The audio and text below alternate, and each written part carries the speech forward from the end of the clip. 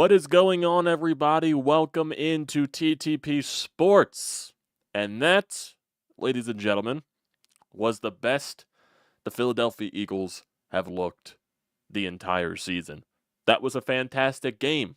Yeah, they definitely tricked us after that first drive of the game by the Bengals, constantly just converting third down. Felt like they were basically perfect on third down, which I think they were. They were like 6 of 6 to start or something like that. The Bengals and Joe Burrow were torching the Eagles on that very first drive. But, and they had like, what was it, like a 10-minute drive, 10 plus minutes. There was only like 4 minutes and some change left in the first quarter before the Eagles finally got the ball to where they can finally have their first drive. And they went to work. They get a field goal. They don't score in the first quarter once again. But I really don't put that stat today on the offense just because the Bengals' first drive was so goddamn long. It wasted so much time in that first quarter to where the Eagles' offense did move the ball in that first quarter at the end. They got to the red zone and the first quarter just happened to end. They kick a field goal. They force the Bengals to kick a field goal on the very next drive on a defensive drive where they allowed a 3rd and 22 conversion, which was very ugly, which was very putrid. I did not like it whatsoever. They had all the time in the world to get to Joe Burrow, and he's just scrambling all over the place. He's finding space. He's breaking tackles, everything right there, and he just flips it over to one of the receivers to where they're able to convert that 3rd and 22. Then you get a one-handed grab by the tight end. It was just like, oh my God, it's just going to be one of these games to where the defense just cannot figure it out. And even when they have a chance to figure it out, they will always stab themselves in the foot. That's what it felt like for a little bit. But the Eagles figured it out. The Eagles figured it out on some offensive drives where it looked like they were stabbing themselves in the foot, where you get a nice pass from Jalen Hurts to Devontae Smith to make it a 3rd and short. Nope, it comes back and becomes a 2nd and long because of a Tyler Steen, I believe, unnecessary roughness penalty. So that brought the ball back even more. But get some nice passing to A.J. Brown on a 3rd and long. And then you eventually, you push it in for a touchdown. You tie the game up, and then you get another touchdown before half ends. And then you keep going from there. You were trying to go for 2 at the end of the half, but you were trying to fake it at the same time. So you call a timeout, then you just kick the field goal, which was probably the right decision at the end of the day. But then that second half, everybody, that second half was just pure dominance, defensively and offensively. You get that touchdown to tie the game up at the end of the half, and then you just go from there. Touchdown on your first drive. You just keep scoring touchdown after touchdown after touchdown after touchdown. Every single drive, basically, for the Eagles. Just look at this entire game. So they get the field goal on their first drive. Their second drive, they're forced to punt. But then they get the touchdown to end the first half to tie the game up. Also, the Bengals, for some reason, they decided to go for a very long field goal attempt. They failed. That put the Eagles in good field position. But then look at this second half just plays by this Eagles team. Touchdown on their 3rd drive, touchdown on their 2nd drive, field goal on the 3rd drive, touchdown on the 4th drive, and then basically just look at the defense right there. After a touchdown from the Bengals to tie the game up early in the second half, it was 4 down plays, down on 4th. Eagles got the ball back right there. It was kind of stupid passing. They were passing to the side to Jamar Chase. Cooper DeJean just completely snuffed it out. So it was a 4th down, turnover right there for the Bengals. Then, probably one of the plays of the game, defensively, Joe Burrow decides to go deep to Jamar Chase, and this is when Darius Slay is out of the game because he was questionable to return with a groin injury.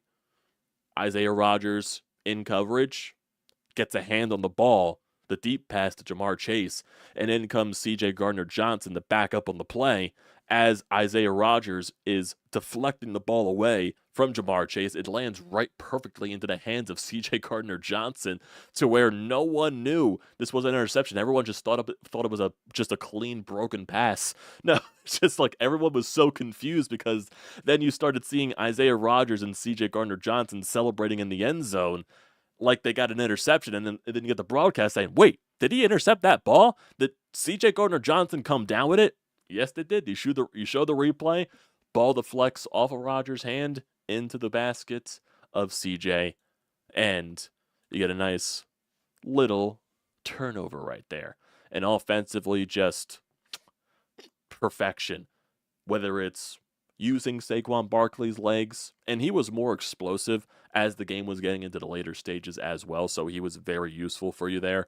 But this was the game where your offense needed to do something in the passing attack, because even though there were some good moments in the first half, it kind of felt like they were like really, I would say, overly reliant on the tush push. And don't get me wrong, the tush push is a dominant force. I don't blame them for overusing the tush push.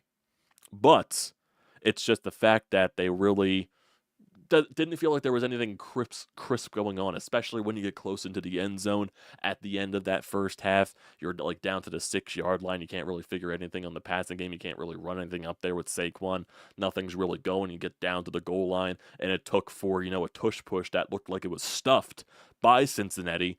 On the review, apparently it showed that Jalen got the ball over the plane of the goal line. So it definitely wasn't as pretty in the first half as it was in the second half. Because, my God, Jalen Hurts turned it up to 11, and this was Jalen Hurts' best game of the season. And like I've always said, this Eagles offense for this Eagles offense to completely figure itself out and to live up to the potential that it should be, because there's too much talent on this Eagles offense to not have games like this. It all revolves around Jalen Hurts and his play. We really haven't seen the offense perform like this all season. Yeah, we saw the way they played last week against the New York Giants. That was Saquon Barkley's revenge game. A lot of that was pinned on Saquon Barkley, and he ran away with the entire thing. Jalen Hurts really not involved much, but it was kind of, a couple of weeks in a row without turning over the ball, so there definitely was progress in that area, but still not the best version of Jalen Hurts that we have seen. It's you never know what you're going to get from Jalen Hurts on a daily basis, on a weekly basis, and this was the version of Jalen Hurts that this offense desperately needed today. He was fantastic, whether it was, all the time and space, and credit to the offensive line too, especially when you're down multiple guys. They're giving Jalen time and space. They're preventing the pass rush from Cincinnati to get the Jalen, and he just has all this room, all this patience to make good throws, to make good decisions, whether it was with his legs, whether it was with his arm. He had some fantastic passes on the day. The 3rd and 15 play at the end of the first half to A.J. Brown, which eventually led to the touchdown at the end of the half, that was perfect right there. And then you get that beautiful throw, catch, just combination of Jalen and Devonta Smith in the end zone. It was a beautiful throw. It was an even better catch. That was something fun right there. And it was also, you're still trying to figure out a way to get Devonta Smith back involved into the offense, because he really hasn't been involved as much. You know what I mean? Really has not been involved as much in the past couple of weeks. And that's also dating back to, him coming back from the concussion.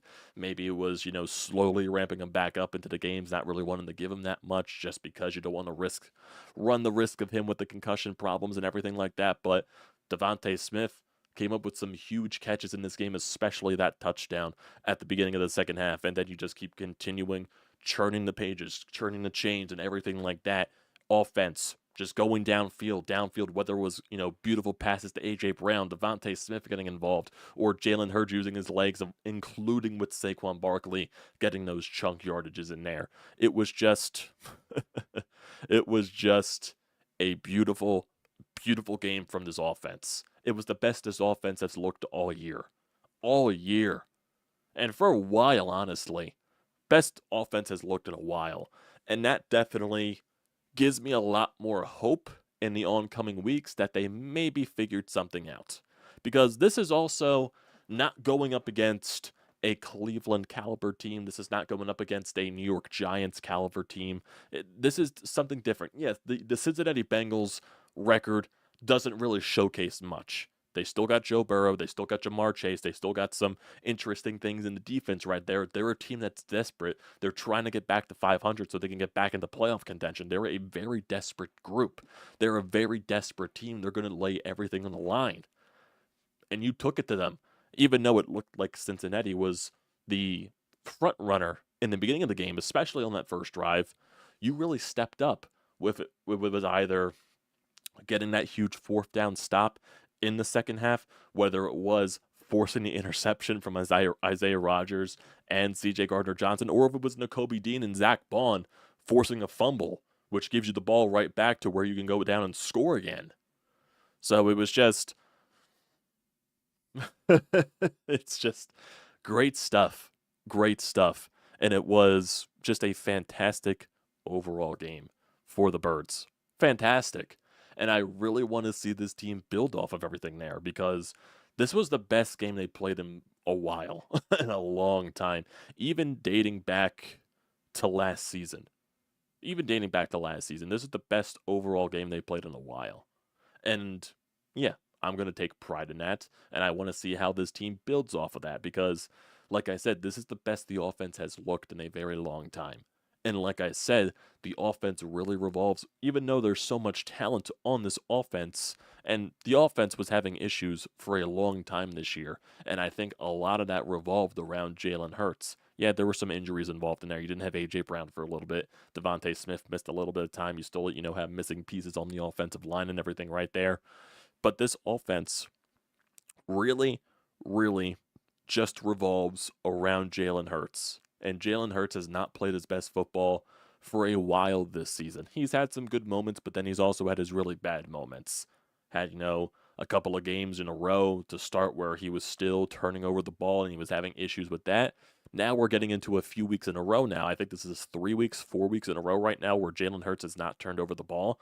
So that definitely is progression in that territory. And maybe that, lack of turning over the ball and, protecting the ball and keeping it on the side of the offense is allowing Jalen Hurts to grow some confidence, and it also helps with the offensive line with the way they play today, especially with missing two pieces there. So that definitely is helpful. Not having Jordan Mailata, not having Mekhi Becton, that definitely is a lot of, people having to step up, and they definitely did. You almost lost Lane Johnson in this game. It was definitely scary with the way that he was crawling out of bounds, but, of course, Lane Johnson, in Lane Johnson fashion, came back into the game. But offensively, this was Jalen Hurts' best game of the year and best game in a very long time. And that gives me a little confidence moving forward. Now, this team can easily throw away that confidence and we're back in the same boats. But right now, they've won 3 in a row. They're looking better as the weeks go along offensively. And obviously, like I said, this is the best the offense has looked the entire season, especially with Jalen Hurts. Now he has to find a way to build off of that. Granted, like I said, you're still not playing the best type of competition, with Cleveland and the Giants the past couple of weeks. Even though I do think this Cincinnati team is way better than what they're playing, yeah, their record shows that they are below 500 team. They're definitely a team that has a lot of flaws, and they're dealing with some injuries as well. But still, that's Joe Burrow on the other side. He is an elite quarterback, and he could definitely find ways. But the defense definitely did step up as the game went along, and that was very huge in that aspect. So now a team that's very desperate to get back to 500, to get back to 4-4, now they drop to 3-5. They're 2 games below 500 again. So you definitely probably put a pin in their season because who knows if the Bengals are going to be even recovered enough to even try to make a playoff push at this point because, you definitely hurt their stance right there. But yeah, it was a very desperate Bengals team and you dominated them in the second half. That was huge. The offense looks like it's finding a rhythm, finding some type of confidence. And that's the most important thing here because this team was built off the offense. They have so many guys there, too much talent. You have A.J. Brown, you have Devontae Smith, you have Saquon Barkley, you have Jalen Hurts, you have this offensive line. Yes, it's dealing with injuries, but the offensive line is still the offensive line. They're going to be a difference maker in seeing how this offense goes and how it sinks or swims. Same thing with Jalen Hurts, though. I still believe Jalen Hurts overall is the main cog into what really drives this offense. whether it sinks or whether it swims. Last week, because, Saquon really carried the load, there were still some, bad moments from Jalen. There were still, getting sacked a lot, some what the fuck plays and everything like that, things that still needed to be better. And why last week I wasn't really fully as confident as I was. It was still an amazing game last week with the way Saquon played. But the way today looked, Jalen Hurts not getting sacked, a way for the offensive line to give him time and space in the pocket, the way that he was able to use his legs today, the way that he was making good pass after good pass after good pass after good pass. And some of the catches today, just simply fantastic. And defensively, like I said, after that first drive, the defense really did step up at certain points, especially in the late stages of the game, where you force that fourth down play, that fourth down stop, and prevent them from, turning the sticks. And then you force the interception on a great play by Isaiah Rodgers and just, excellent backup by CJ. And then, just forcing turnovers. That's what this defense needs to do more often. And they figured out how to do it today. A lot of good stuff here. It was just a good overall way to finish the game and make you feel confident about this team. It was a good quality win, especially when you're trying to improve your record, especially when you're trying to still find your identity. I think you found your offensive identity today. I think you really did. So you got to find a way to keep building off of this because, like I said, Jalen Hurts is the main cog in this offense. He's the reason why this offense will succeed, and he will be the reason why this offense can fail. You found something with Jalen today. Something that we really haven't seen in a long time. Right now, he's cutting down the turnovers, which is crucial, which is very crucial. He is cutting down the turnovers. I don't think, when was the last time he turned over the ball? Because he didn't turn it over last week against New York. He didn't turn it over previous week against Cincinnati. Not against Cincinnati, against Cleveland, and he didn't turn it over today. So, did he turn it over at all against Tampa Bay? I don't remember. I couldn't believe the last time he turned over the ball maybe was against New Orleans. So maybe we're talking about 4 straight games now of Jalen not turning over the ball. 4 straight games of him not, throwing an interception, him not fumbling the ball. So that definitely is a major, piece into the success of the offense as well. Jalen Hurts protecting the ball. And that's why this team had so much success offensively in 2022 because Jalen Hurts was so good at protecting. He didn't throw turnovers. He didn't force stupid plays. He didn't fumble the ball until he got to the Super Bowl, and we'll go past that. But, especially then last year, it became a problem with the interceptions, and it carried over into this year for the first few weeks. Now we're starting to find a rhythm.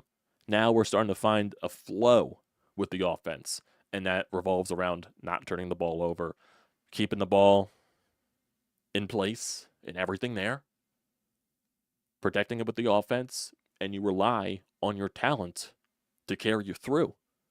Because you got so many weapons. You got AJ, you got Devontae, you got Saquon, you got Jalen. Those are your 4 main cogs in his offense, including with the offensive line and whatever depth that you have surrounding there. But it revolves mainly around Jalen, and Jalen played his best game to date this season, and maybe ever since last season. Probably his best game since last season. Probably his best game since the Bills game last year. Because we all know how downhill that went last season. Very fast for everything. So this is probably Jalen Hurts' best game since last year. Probably, like I said, since that Bills game. So it's been a while. It's been a while since you've seen a very good game from Jalen Hurts. And we need to see this more. But it does give me confidence because of the fact that he's protecting the ball and not turning it over in the way that he was just able to see the field today. That is very important in that aspect as well. And that also goes back to the offensive line doing a lot of work, especially when you're missing a lot of pieces there. So that was huge in that aspect. So it's huge. It's huge. It's huge. It's your best win of the season. It's the best, the best game that your team has looked all season. It's so good. It is so good.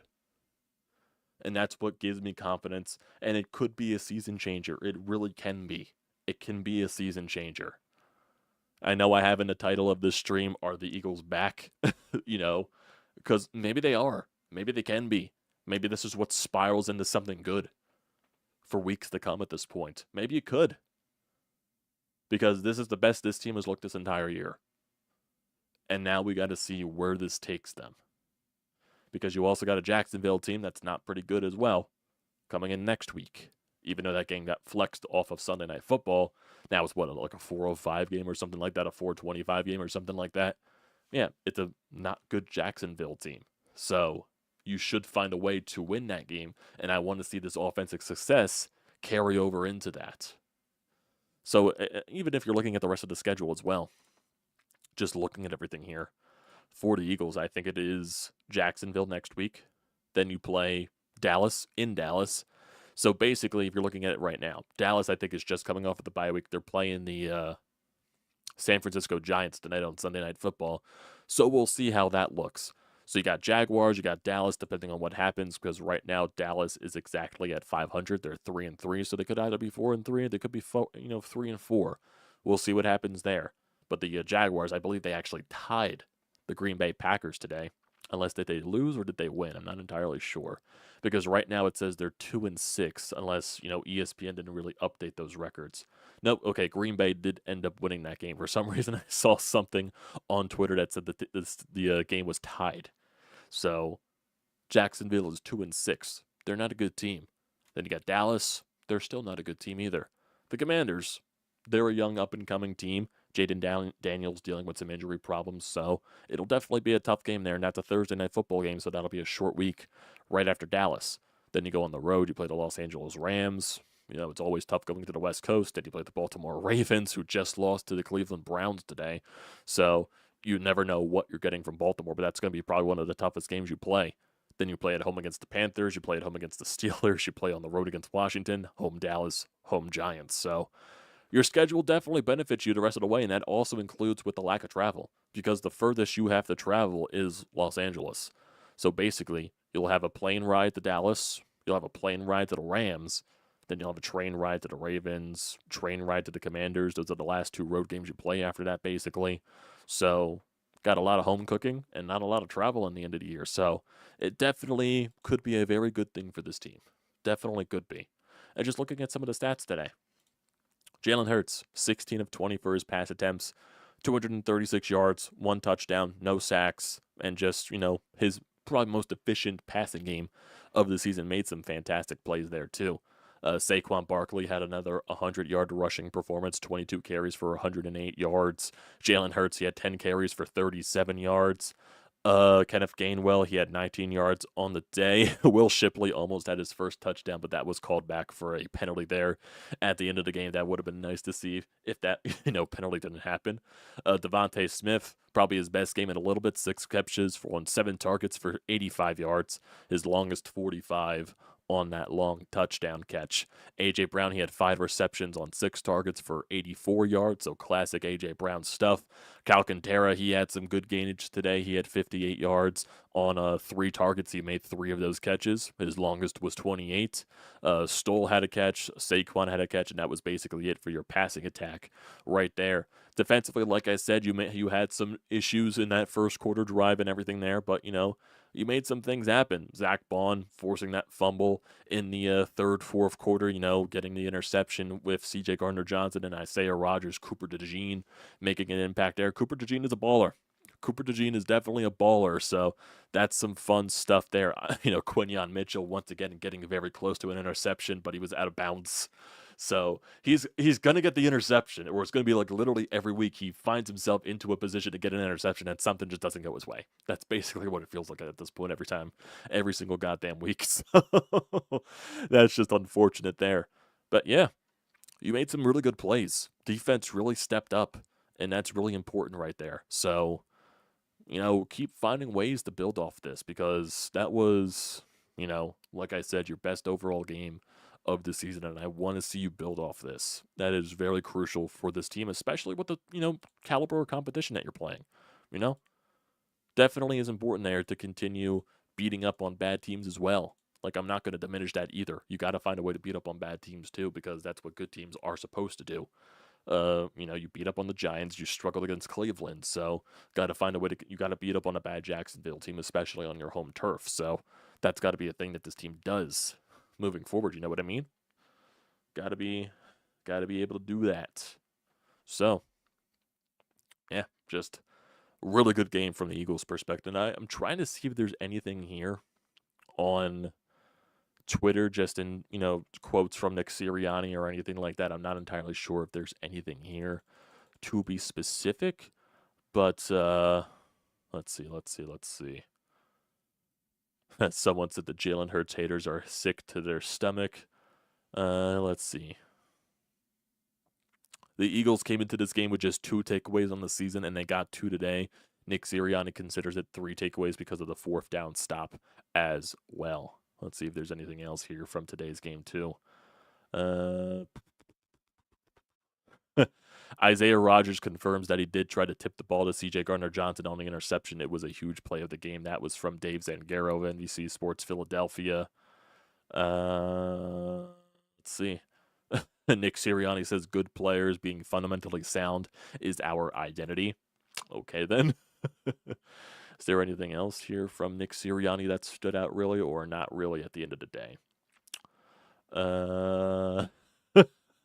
Dave Zangaro says, first scene in the Eagles winning locker room, Nick Sirianni singing, screaming, Pretty Young Thing by Michael Jackson. Oh, man, that's hilarious. I need video proof of that. I need video proof of Nick Sirianni doing that, because that sounds absolutely fucking hilarious. My God. My God. Is there anything else here on the Twitterverse from this game? I don't think there is. I don't think there is. Let me see. Nope, I do not see anything here. No, I do not. But we do have a voicemail here on the Anytime Hotline, so we might as well get to that, get to your reaction here. So, let's get to Sean's call, and let's see what he has to say here.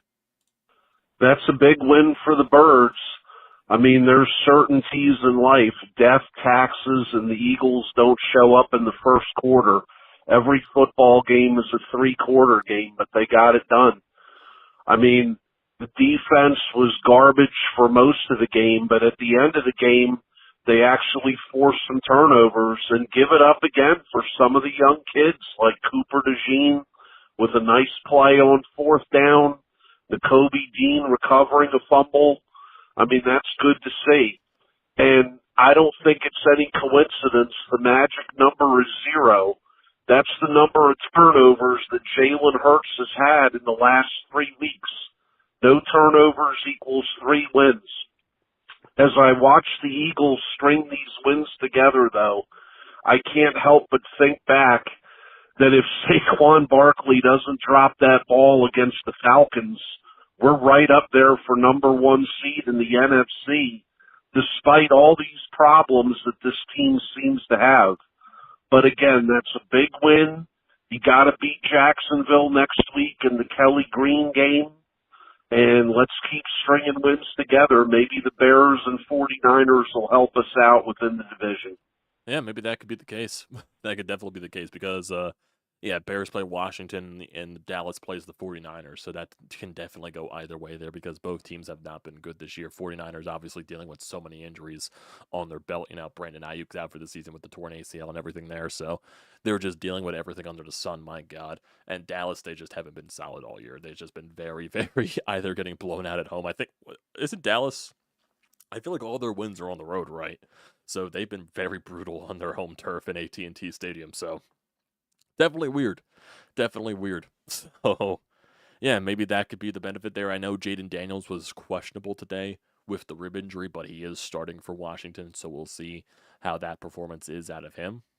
But, it's definitely can see if you get ourselves some help here. And it's funny, too, how a lot of people bring up, if Saquon Barkley doesn't drop the ball, we basically would be 6-1 at this point. So, I mean, yeah, you definitely can say that, So, regardless about all the troubles this year, yeah, they definitely could be a 6-1 caliber team. But, it is what it is. But offense definitely impressed a ton today. And that gives me confidence, especially from Jalen Hurts' side, especially from the turnovers as well, which Sean mentioned. 3 straight weeks of not turning over the ball, and that provides some success with your offense. Even though the Cleveland game wasn't really successful, that was more of a dogfight, which it shouldn't have been. But last week, really good by Saquon's perspective of the offense, and this was just an all-around great game by the offense. So, just good stuff. Just good stuff. And that's what I need to see moving forward, especially going into Jacksonville, against Jacksonville next week. Everything there. So, we'll see. We'll see how everything shapes up because this was a great game. This was a great performance. I want to see this team carry it over into next week in your home field, home turf, the Link. Doug Peterson coming to town. We'll see what happens there. That'll be fun, hopefully. That'll be fun, hopefully. Thank God it's not an 8 o'clock game, so we don't have to really wait for that. I don't mind 4 o'clock games. I prefer 1 o'clock like today. But it is what it is. Is what it is. You really can't control that stuff. So appreciate you guys for tuning in. See some of you guys here in the live stream as always. Kicks, you're watching the Sixers game right now. What are they losing? I'm shocked. I'm not shocked. Not shocked. Not shocked that they're losing. So the Sixers continue to be the Sixers. First game, I really felt like I'm seeing change in the offense. I definitely do agree with that. Last week was great, but you still had the of it being the shit-ass Giants. Yep, definitely there, the asterisk. Jets lost it. Yeah, I did see the Jets losing to the Patriots. That's hilarious. That is hilarious. Jets fans can never escape pain. They can just never escape pain. They never got away from the run. They kept it a threat all game. Oh, yeah, definitely. They definitely was an even-keeled performance, running-wise and passing-wise. So it definitely was even on both sides. Is it spring ball yet? Wow, Kicks. Wow. Already trying to get at the freaking baseball. Come on, I'm trying to recover from the fucking Phillies still. I don't want the Phillies in my face right now. I want them gone for a little bit. Focus on something else. Maybe the Birds. Maybe it's the Birds. Maybe it is. Yeah, definitely Jalen's best game since last November. 100%. 100%. The Ravens lost the Browns too. Still, the Ravens still be a tough team, regardless of that fact. But they did lose to the Browns with Jameis Winston as the quarterback. Jameis Winston throwing for 300 yards. Deshaun Watson didn't do that a single time as a Brown. Yeah, 100%. Yeah, Eagles played extremely well in the second half, and that's the reason why it brings me a little confidence there. So yeah. So I think that'll do it for today, everybody. Appreciate you all for tuning in as always. Good win by the Birds. We'll see what they do next week. In terms of everything else, the Flyers do play tonight, so I think I'll try to get some type of recap for tonight's game against the Montreal Canadiens, so we'll see where it goes there. That'll probably be more recorded than not, most likely, if that's the case. Tomorrow, there's really nothing. Tuesday's another Flyers game. Sixers. We could definitely still get some Sixers talk in there just to discuss how, putrid everything really still is, even though I got all that out, put the home opener and everything there. Maybe we could talk World Series one day or something like that, just to see how everything is going on and everything there. So we'll see. We'll see. You'll see something pop up in your subscription feed. It'll always be there. So appreciate you guys for tuning in as always. So don't forget to leave a comment in the comment section down below. Don't forget to drop a like. Don't forget to hit that subscribe button. It does me a great deal of service. And also use the code TTPSPORTS. $20 off your first purchase at SeatGeek. Great deal. Do not pass it up.